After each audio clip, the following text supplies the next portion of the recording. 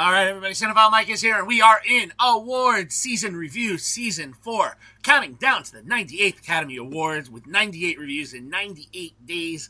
Quick reminder before we dive in, make sure you hit that subscribe button so you don't miss any of the award season coverage coming your way. We are so close to the end. It is our 14th and final theme week of the season, the rest of the best. I'm looking at the remaining Oscar-nominated films leading up to the awards this coming Sunday, March 15th.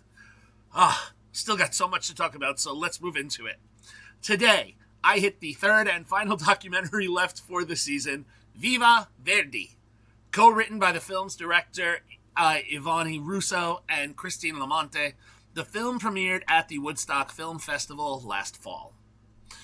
The documentary Viva Verdi opens with a reflection from legendary composer Giuseppe Verdi, who once remarked that among all of his works, the one that he loved the most was the home that he built in Milan for the aging musicians who had fallen on difficult times.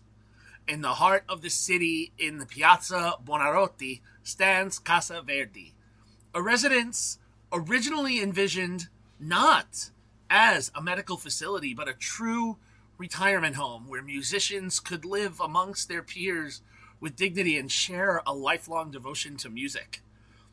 Pensions, retirement plans were not something in place for the creative type. So here was a place planned by Verdi alongside his second wife, Giuseppina Strepponi.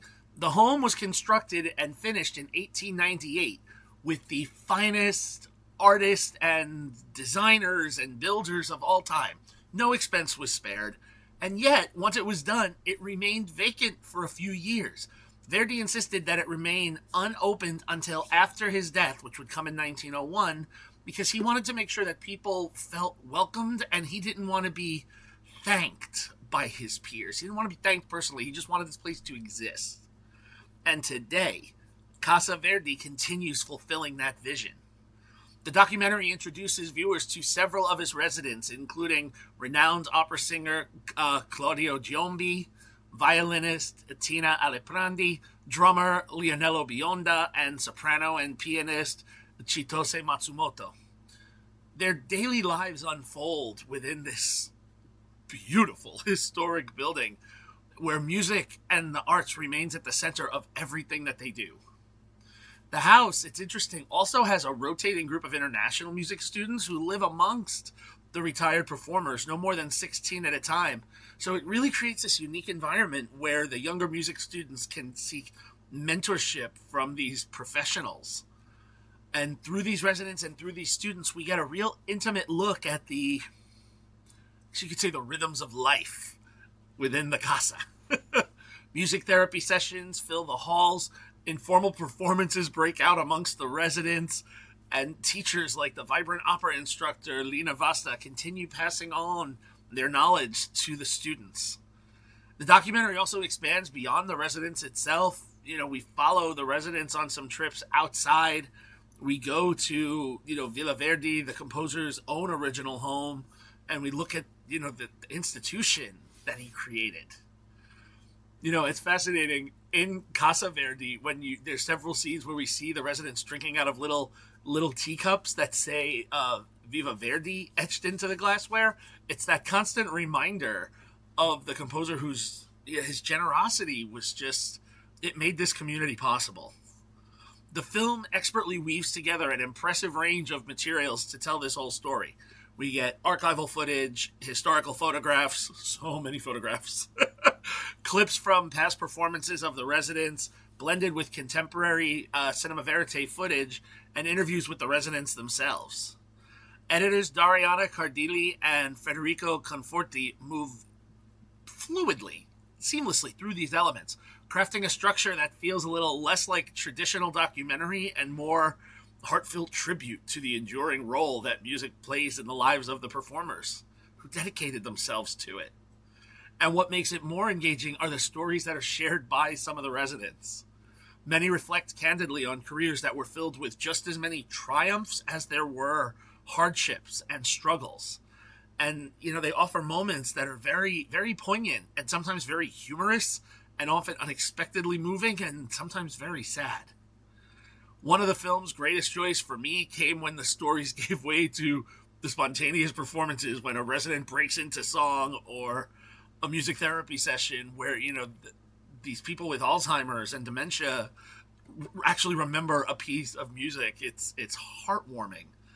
And in those moments, the years of these residents who are up, into the triple digits in age, it's just like those things fall away. And it proves that the connection between music and a musician never fades. Visually, the documentary captures the warmth and the beauty of Casa Verdi and its surroundings. Cinematographer Jacek Laskis observes the life of the home with sensitivity while also venturing beyond the walls, capturing the streets of Milan and the countryside beyond. Composer Nicholas Pike contributes a gentle score that blends almost seamlessly with the traditional music pieces that are featured throughout the film. One particularly emotional sequence takes viewers to the Teatro Regio in Parma for a performance of Verdi's opera I Masnadieri, a moment that underscores the legacy of this composer and the artists who, keep this music alive.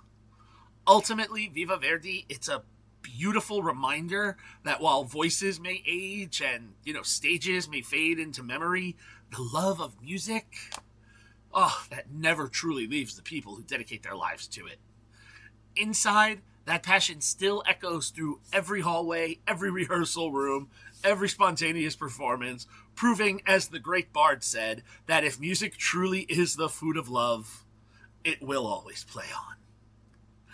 Now, let's talk about the box office and the awards. This film did not have an official release, so I have no box office information to share. Critically, yet another film sitting with a perfect 100% tomato meter from 12 critical reviews, but with less than 50 audience reviews, there's no popcorn meter yet. Award season-wise, the film has only received one nomination, which is its Oscar nod. This was the surprise in the category when it was announced as one of the nominees for Best Original Song, for composer Nicholas Pike's original Sweet Dreams of Joy. A beautiful song, plays over the end credits, beautiful opera number. Can it knock Golden out? No.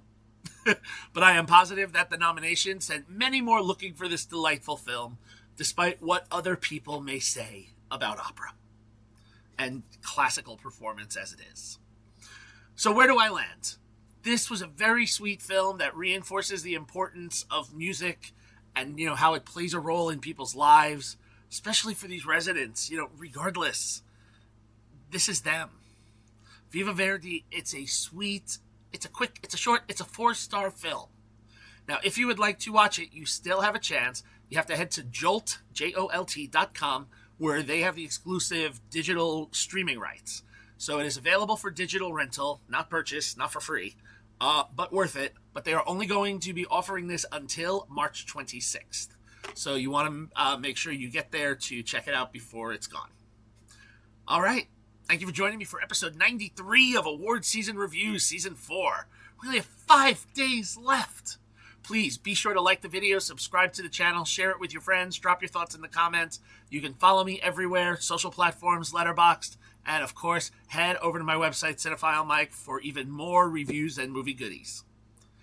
All right, I'll be back tomorrow with the next review, but until then, this is Cinephile Mike saying take a break and watch something new.